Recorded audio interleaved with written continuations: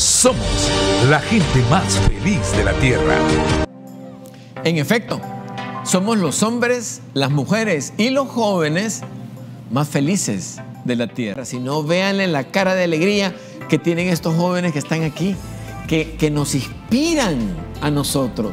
Y ese es el objetivo de traer los testimonios y de que ellos estén aquí ahora y que nos hayan dado el privilegio de poder contar con el testimonio de ellos. Tenemos a Samuel Novoa del capítulo La Familia, tenemos a Ana María de Novoa del capítulo Maquiliscuat. Samuel, gracias por aceptar la invitación y háganos el honor de iniciar el testimonio. No, gracias, Nelson, de verdad que es un privilegio para mí estar este día con ustedes, compartiendo de parte de la misericordia que Dios ha tenido en nuestra vida. Yo nací un 5 de septiembre del año 89 aquí en San Salvador. Yo crecí en una niñez rodeado de mucho amor, 3 mujeres que estaban en la casa, mis 2 hermanas mayores, mi madre, y de verdad que crecí en medio de ese amor. Siempre recibí mucho amor, era el niño chiquito de la casa, era el niño consentido, pero comencé a crecer y me fui dando cuenta que por qué mis padres, yo me preguntaba por qué mis papás no estaban juntos. Y precisamente entre ese interrogante y todo, mis hermanas con diferencia de edad, a mí me tocó comenzar a vivir en la casa de mis abuelitas, y es precisamente viviendo en la casa de mi abuelita, de parte de papá, que yo comencé a convivir con mi padre, comencé a realmente convivir con él.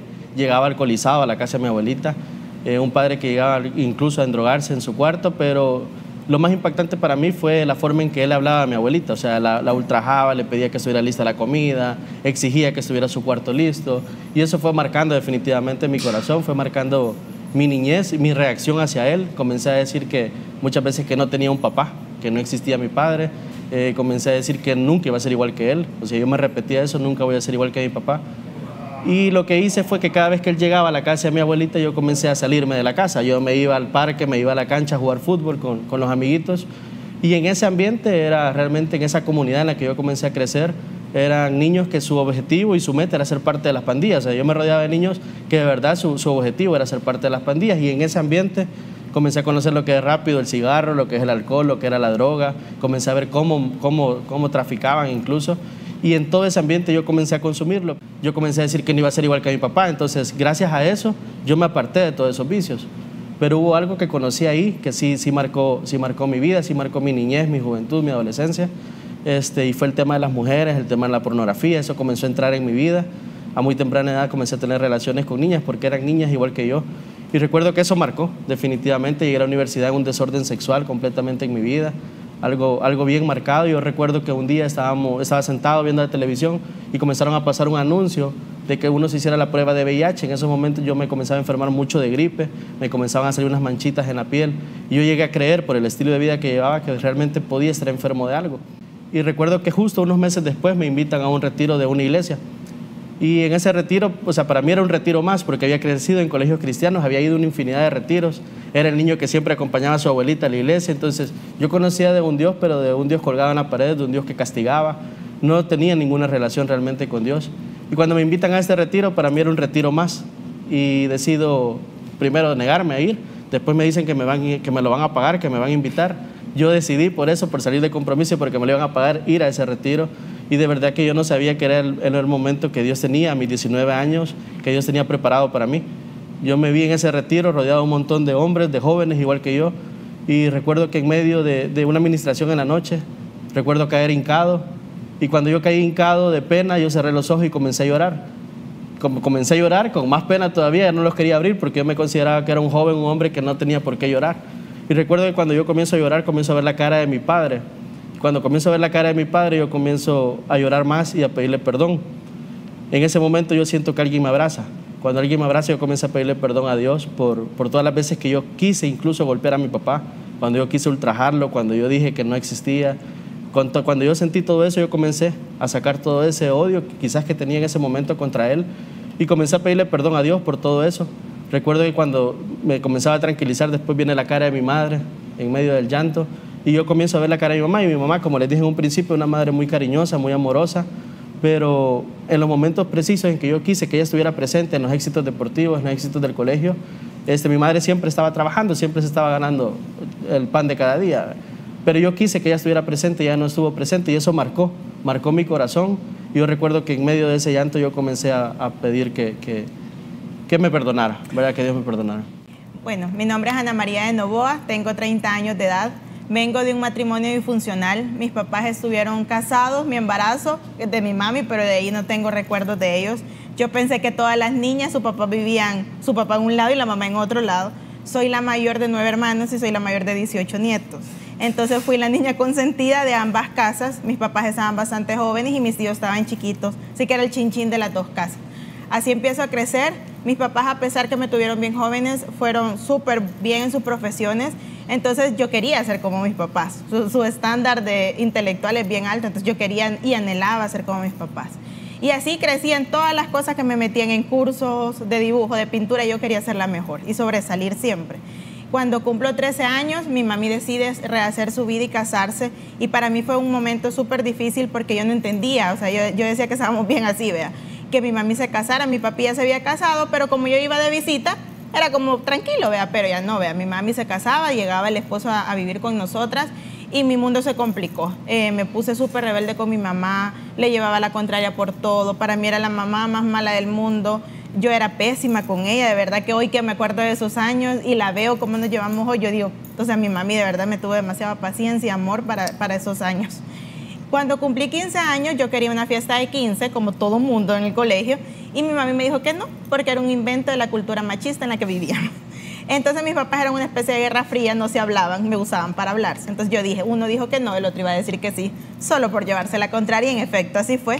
Mi papi me hace una fiesta súper grande, mi mami se enoja mucho, y yo quería que esta fiesta fuera el regalo de sobre, porque yo tenía todo planeado para irme a estudiar lejos de mi casa. Yo no quería estudiar cerca de mi casa. El regalo es de sobre, súper abundante. Yo solo le conté a mi mami a dónde iba a estudiar. No le dije, mami, ¿usted le gusta? Mami, nada. O sea, solo le conté. Me empiezo a estudiar en el colegio, mi bachillerato, y mi mami se enoja mucho y me dice, yo no me voy a hacer cargo de vos. Mira, vos cómo haces, me dice. Y mi papi se hizo cargo de mí todo mi bachillerato. Empecé a ver un papá 24/7. Empecé a ver un papá que yo le decía, papi, necesito comida. Me llevaba comida. Papi, se me olvidó esto y estaba. Entonces me encantó tener un papá así. Mi papi es ingeniero civil y ya cuando yo ya estaba en bachillerato su solvencia económica era súper buena, entonces yo tenía un papá para mí y era difícil la situación con mi mami. Académicamente yo siempre traté de sobresalir por lo mismo y no me llenaba de amiguitas, todas mis amiguitas las espantaba por mi forma de ser, por mi carácter. Entre esos, con Samuel nosotros nos habíamos conocido igual en los colegios, éramos muy amigos, pero una vez que salimos, él me dijo que él nunca se iba a casar y nunca iba a tener hijos. Entonces yo dije, no, vea, entonces yo mejor huyo de aquí porque no me iba a casar en ese momento, pero pues uno anhelaba un futuro. Y 2 años después él me dice, mira, ¿por qué no nos vemos? ¿Por qué nunca intentamos algo? Y yo, bueno, dije, está bien. Nos reunimos un día, empezamos a salir en agosto del 2010 y a los 2 meses de ese noviazgo, con un desorden completamente, yo estaba embarazada. Y era como que, ¿cómo le digo a mis papás? Vea que me está pasando esto. Fui completamente cobarde, le dije a mis hermanitas, ahí sí las usé. Mis hermanitas le contaron a mis tías y mis tías le contaron a mis papás. Miren, fue difícil, yo tenía 19 años.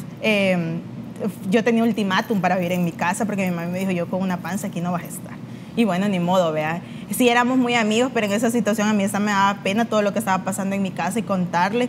Y el 28 de diciembre del 2010, que me faltaban 3 días para irme, me dice mi mamá, entró mi mamá a mi cuarto y yo dije, ay, ya me va a decir que me hacen falta tantos días.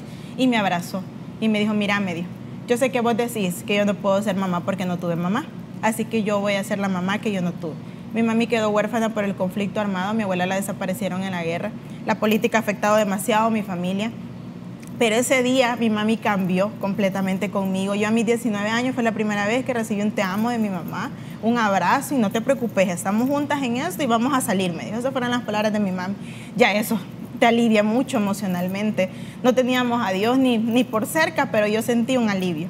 En eso venía el 2011, enero del 2011, y nos teníamos que ir a hacer la ultra para ver cómo estaba el bebito. Y no era un bebito, eran 2 bebitos. Entonces yo estaba embarazada a mis 19 años de gemelos. Y yo me acordé de un Jesús que me hablaban en el colegio, porque yo igual estudié siempre en colegios religiosos, y me hinqué en mi cuarto con un corazón quizás medio atormentado, pero yo le dije, bueno, si usted existe, como usted dice, por favor, como decían en el colegio, por favor tráigame con bien a mis gemelos. Yo no quiero traer a nadie a sufrir al mundo. Yo he escuchado muchas cosas de los múltiples y no, yo quiero, si son suyos, tráigalos con bien. Esa fue mi petición en enero del 2011. Nacen nuestros mellizos en junio. el 21 de junio, iban a nacer en julio, se vinieron un mes antes, pero nacieron súper bien. Samuel trabajaba en el aeropuerto y le tocaba súper pesado, se iba a las 4 de la mañana, llegaba a las 8 de la noche o al revés, y yo en vez de ser linda, amable, servicial, no, yo era una piedra completa. Sí, con los niños yo me abocaba a ellos, pero con Samuel súper apartados. En eso nos habíamos ido a vivir cerca de la casa de mi papá, y mi papá empieza a ir a una iglesia, y en esta iglesia había un grupo de matrimonios y nos invitan. Y dentro del grupo de matrimonios dicen unos amigos de nosotros, miren, fíjense que nos queremos casar, nos vamos a casar, y nos cuentan. Y Samuel se me queda viendo y me dice, mira, ¿y por qué no nos casamos? Me dijo, vaya, le dije, como él me dijo que nunca se iba a casar y nunca iba a tener novia, hijos, entonces yo dije, es el momento perfecto para decirle sí, ¿verdad? No quiero que me dé un anillo, solo que diga sí. Entonces así empezamos nuestros planes de boda, cómo nos íbamos a casar, queriendo poner ese orden. ¿Cómo tomaste ese mensaje, Samuel? No, de verdad que comenzamos a ver ese plan. Yo quería comenzar como a poner orden en nuestra relación. Creía que las cosas se iban a solucionar al casarnos, y también le echaba mucho la culpa de toda nuestra situación emocional y cómo nos llevábamos al trabajo. Sí. Yo comencé a buscar la salida del trabajo, comencé a ver que me despidieran. Hice cuentas incluso con lo que me iban a dar de indemnización para proyectarme. Y de hecho, comencé a hacer las cosas mal, me despiden en octubre del 2013. Y nos acaban de aprobar una casa prácticamente que nos íbamos a vivir en enero del siguiente año. Nos acaban de aprobar un vehículo que estábamos comenzando a pagar del año. Y con todas esas cargas nosotros nos casamos por lo civil, todo bien, todo marchaba bien. El dinero estaba cabalito proyectado 6 meses del siguiente año. Y recuerdo que entre la boda civil y la boda religiosa un día se acerca mi suegro, me dice que necesitaba que le prestara porque tenía detenido un proyecto que él tenía de construcción para pagar a los empleados. Yo, sin decirle nada a mi esposa, yo me voy al banco, saco el dinero, me voy con él, le pagamos a todas las personas. Y 1 semana y media que en teoría iba a regresar el cheque, cuando yo le estoy tocando la puerta porque vivíamos cerca, él me dice que no lo tenía porque había entrado en una situación de embargo y habían embargado todo. Habían embargado el negocio, habían embargado los vehículos, la casa, y con ese embargo se va todo el dinero. Entonces comienza una situación bien complicada porque yo comienzo a exigirle no de buena manera a mi suegro el dinero, comienzo a ultrajarlo, comienzo a ofenderlo, y de verdad que eso marca mucho a tal punto que el día de la boda religiosa mi suegro ni siquiera se acerca a la iglesia. Sé que marca el corazón de mi esposa, pero aún así nosotros de enero nos vamos lejos, dije yo, y ya nos vamos a vivir a otra casa, y comenzamos a hacer las cosas. No sé exactamente cómo sobrevivimos 6 meses, de verdad que solo Dios con nosotros, pero justo a los 6 meses, cuando ya habíamos topado económicamente, decidimos vender la casa. Y comienza el proceso de querer publicar en internet sin asesorarnos de nadie, sin preguntarle a nadie. Comenzamos a poner el derecho de la venta de esa casa para poder recuperar dinero. Y recuerdo que nos contacta un abogado catedrático de una universidad aquí en San Salvador. Nos lleva a su casa, nos dice que él la quiere para sus hijos, que en 2 meses vienen sus hijos, que le desalojemos la casa el mismo día. Le firmamos un documento ese día que fuimos a la casa de él. Le entregamos la casa vacía. Nos vamos a vivir a la casa de unas tías de Ana María. Y recuerdo que nosotros en la casa llegamos a unas condiciones de vivir en una esquinita, por decirlo así. Los niños tenían un cuartito al fondo donde ellos dormían. Alrededor de la cama de ellos habíamos puesto todas las bolsas, que eran como bolsas de basura, pero habíamos puesto toda la ropa alrededor de la cama de ellos. Nosotros dormíamos en la sala de esa casa en una colchoneta de aproximadamente unos 5 centímetros, estábamos durmiendo en el suelo. Pero nosotros dijimos, eso va a ser rápido, en 2 meses se soluciona. A los 2 meses que comenzamos a buscar al Señor, nos comenzó a citar en restaurantes, nos comenzó a citar en centros comerciales, nos decía que nos iba a llevar dinero, y si llegaba, después de esperarlo 4 horas, el Señor aparecía con 5 o 10 dólares. De verdad que entramos en una depresión profunda porque nos habíamos dado cuenta que entramos en una estafa, nos habían estafado, y comenzamos a deprimirnos. En esas condiciones en las que nosotros dormíamos, que estábamos durmiendo en el suelo, se nos hacían las 3 de la tarde, las 12 del mediodía, y nosotros no nos queríamos levantar. De verdad que comenzamos a perder todas las esperanzas, comenzamos a ver cómo hacíamos nosotros para recuperar las cosas, pero nada nos salía bien. Entramos en esa depresión, no encontrábamos ninguna esperanza, y para agosto del 2015 mi esposa hace una oración. Bueno, pasando esos 2 años, para mí era bien difícil porque a mí de verdad nunca me faltó nada. O sea, mis papás me tuvieron joven, pero siempre fueron muy proveedores. A mí me partía el corazón que mis gemelos me decían, mami, un sorbete, y yo, no hay, vea. Mami, salgamos, no podemos. Entonces, el 30 de agosto del 2015 me volví a acordar de ese Jesús que me trajo con bien a mis gemelos, y me hinqué ya con un corazón completamente distinto y le dije, bueno, yo le entrego mi vida, pero por favor cámbiemela por los niños y por Samuel, porque ellos se merecen otra vida. Yo quizás soy muy mala, pero por ellos háganlo. Esa fue mi oración, no sé qué más dije porque lloraba. En el nombre de Jesús, amén.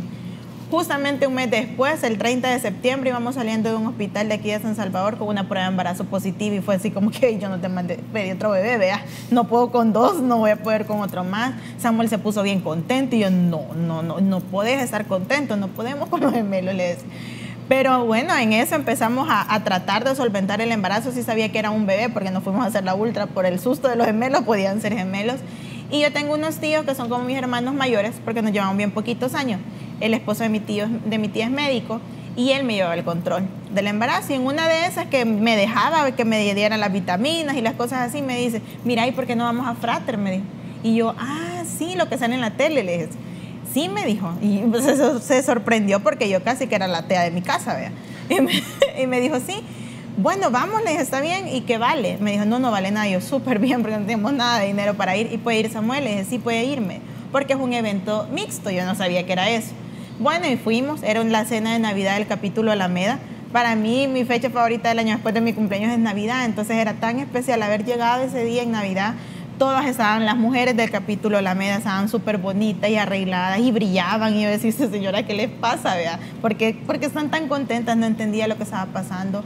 Me encantó todo, me encantaba la oración de los alimentos, la visión. El testimonio era nuestro mismo desorden de vida ahí parado. Yo me acuerdo que me le quedé viendo a Samuel y Samuel lloraba, yo lloraba, mis tíos lloraban. Y yo les decía, ustedes sabían todo lo que iban a venir a hablar, por eso nos han traído.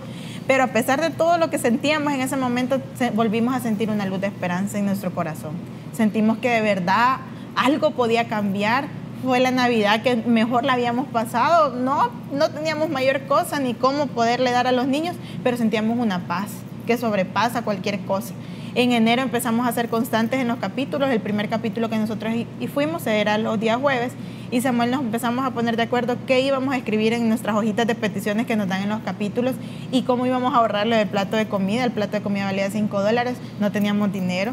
Y Samuel me decía, por lo menos tu plato de comida hay que tener porque estás embarazada. Pero en ese enero también del 2016, mi papá iba a carretera a Comasaguas, hubo un accidente, se quebró 7 costillas, los omóplatos y se perforó un pulmón. Yo cuando lo vi, lo fui a ver al hospital, estaba súper golpeado, sucio, porque todavía no lo habían podido limpiar. Y yo dije, ¿por qué está pasando eso? O sea, yo te acabo de entregar mi vida y está pasando esta situación. Pero entendí que Dios a través de eso me estaba enviando amigas, porque me empezaron a llamar todas las mujeres del capítulo, me decían, Ana María, estamos orando por usted y por su papá, no se preocupe. Y yo decía, qué linda, cómo tienen tiempo, yo no tengo tiempo para orar por mí y ellas tienen tiempo para estar acá. Justamente empezamos a ser constantes y una semana antes que nuestro tercer bebito naciera se resolvió el problema de la casa. Dios nos puso la jueza, el abogado, todo lo necesario para hacerlo. Nos dieron un apartamentito nuevo, las cosas del apartamentito, la casa no la podíamos tener, ¿vea? Pero quedó en las manos de unos amigos de nosotros y eso solo era Dios. En nuestras fuerzas nosotros lo habíamos intentado y no lo habíamos logrado. Y Dios nos estaba dando una vida distinta, una segunda oportunidad. O sea, eso sentimos desde ese abril del 2016. Ir hasta el súper era raro porque teníamos 2 años de no hacer nada. Empezamos a vivir la etapa con nuestro tercer bebito. Él se llama Aylan, que significa el amado por todos. Y es un cerecita del pastel, es un amorcito. Ver a nuestros gemelos crecer con nosotros, porque yo siempre les he dicho, ustedes crecieron conmigo, si yo tenía 20 años cuando ustedes nacieron, y crecer todos juntos, verlos que oramos juntos, eso ha sido una transformación. Yo nunca pensé que lo íbamos a poder lograr, volver a ser un equipo, unirnos de verdad como matrimonio, a orar por las necesidades que teníamos. Nos incorporamos a nuestros equipos de servicio, nos incorporamos a los equipos de hecho del Sahel, pero nosotros todavía no habíamos vivido un Sahel y queríamos saber qué era eso.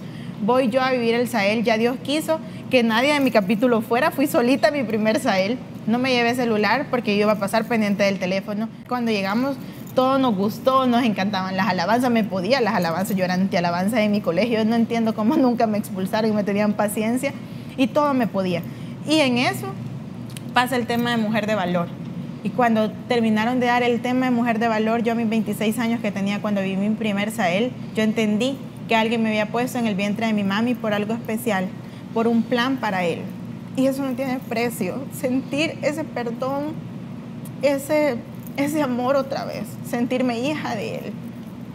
Yo siempre decía, no, o sea, yo siempre soy la hija del ingeniero o la hija de la profesora, pero por primera vez me sentí que me querían por simplemente ser Ana María. Y para mí eso no tenía precio. Yo me acuerdo que pude sentirme perdonada de todas las áreas. Yo me sentía muy mala hija porque nunca les retribuí a mis papás todo el sacrificio que hicieron por mí. A mí de verdad nunca me faltó nada. Me compraban 2 veces la lista de útiles para que cuando se acabaran siempre hubiera. Y ver que mis papis estaban pasando procesos difíciles, para mí fue algo lindo poder sentir esa paz. Hay otras experiencias que ellos han tenido que no han sido buenas, créanme, y nos las van a contar, que uno dice, no, si yo ya estoy en los caminos de Dios y de ahora en adelante todo va a salir a la perfección. No, no es cierto. Dios siempre quiere que desarrollemos el músculo de la fe, de la esperanza, ¿verdad? Por favor, Samuel. Claro que sí, gracias. De verdad que comenzamos a ver una transformación en nuestra vida a través de que Dios utilizó Fraternidad. Definitivamente nuestra actitud comenzaba a ser distinta. Ella vive su Sael, de ahí voy yo a mi Sael. Y de verdad que comencé a ver esas cosas que solo con Dios podíamos verlas. O sea, comenzamos a ver cada una de nuestras áreas de nuestra vida. Ese Sael me muestra a mí en los errores que había cometido y cómo podía transformar a través de poner a Él en el centro de cada una de esas áreas, en el centro de mi vida, comenzábamos a transformar, ¿verdad?, nuestra situación. Recuerdo que la situación económica era nuestro declive más grande en ese momento porque todavía no podíamos hacer crecer el pequeño negocio que teníamos. Y recuerdo que vivimos nuestro Sael de parejas. O sea, ya habíamos sanado cada uno de nosotros de manera individual, sanamos, nos perdonamos, tuvimos un reencuentro con Dios en cada uno de nuestros Sael. Pero teníamos que vivir ese de pareja, teníamos que ser sanados como familia. Y recuerdo que vamos a ese Sael y en la administración de la noche, termina la administración. Y cuando ya estábamos en nuestro cuarto confesándonos muchas cosas que habíamos cometido, yo entendí por qué Dios me había dado el perdón a mis 19 años, cuando yo tuve mi encuentro con Él. Y entendí que yo tenía que perdonar. Ella necesitaba recibir perdón por todas las cosas, porque ella se echaba la culpa de todas nuestras situaciones, de todo lo malo. Ella se echaba la culpa de ser mal y necesitaba sentir el perdón. Yo recuerdo que en medio de las confesiones yo le dije, ¿quién soy yo para no perdonarte si Dios ya te perdonó? Y yo sé que eso marcó, ella comienza a llorar. Y a partir de ese momento, a partir de que pudimos estar de verdad en comunión con Dios y lo pusimos en el centro de nuestra familia, las cosas comenzaban a ser distintas.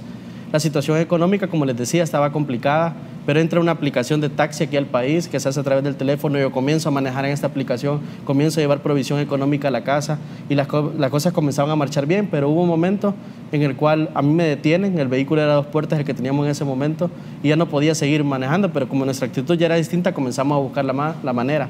Recuerdo que un día iba pasando enfrente de una rentadora de vehículos y no perdía nada la oportunidad con ir a preguntar. No teníamos el dinero para rentar un carro, no teníamos las tarjetas ni nada, pero aún así yo me detuve, estacioné mi vehículo, me bajé y esperé a un señor que estaba parqueando una camioneta, que creí que era el gerente.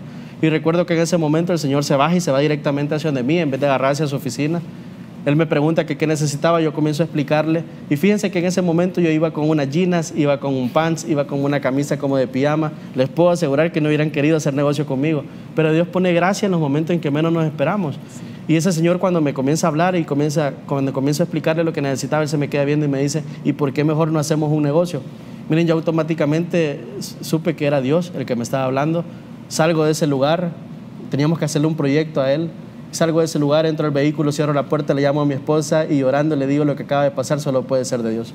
A partir de ese momento comienza una provisión sobrenatural en nuestra vida, porque de verdad que no teníamos prácticamente nada, y comienza a nosotros a entrar ingresos económicos a nuestra casa, sino que pudimos darle empleo a otras personas.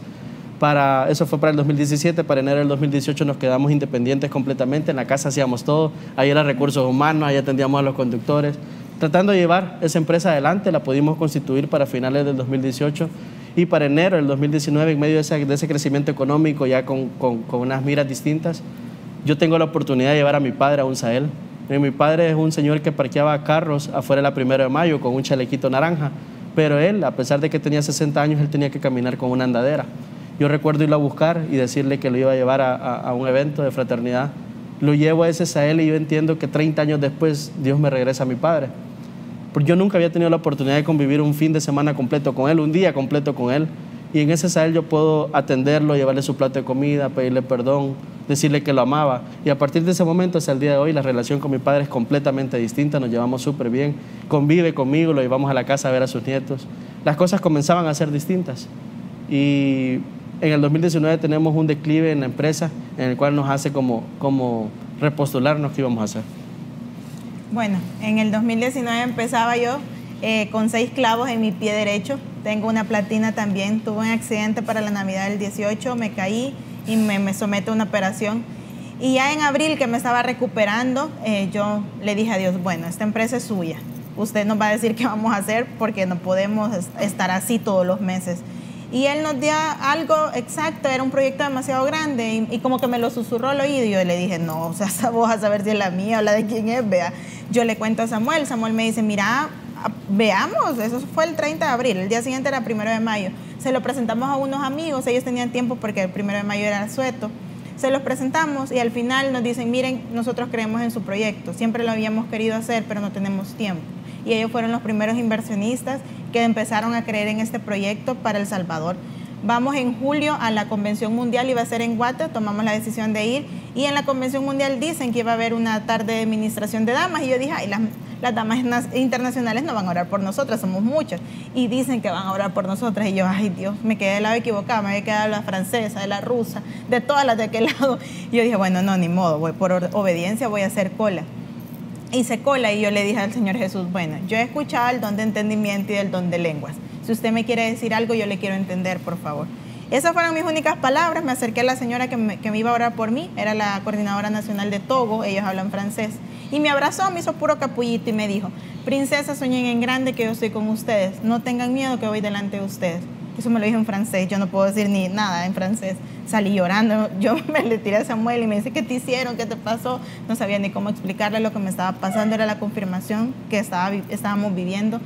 Nos regresamos a El Salvador. En el camino me empezó a decir Samuel, hay que buscar una casa y dividir ya las cosas. Y bueno, empecemos a buscar casas, pero los precios son muy altos. Pero empezamos por fe y obediencia, porque dije, si él dice, entonces lo vamos a hacer. Empezamos a buscar una casa, la encontramos, una casa muy linda que siempre habíamos querido vivir ahí.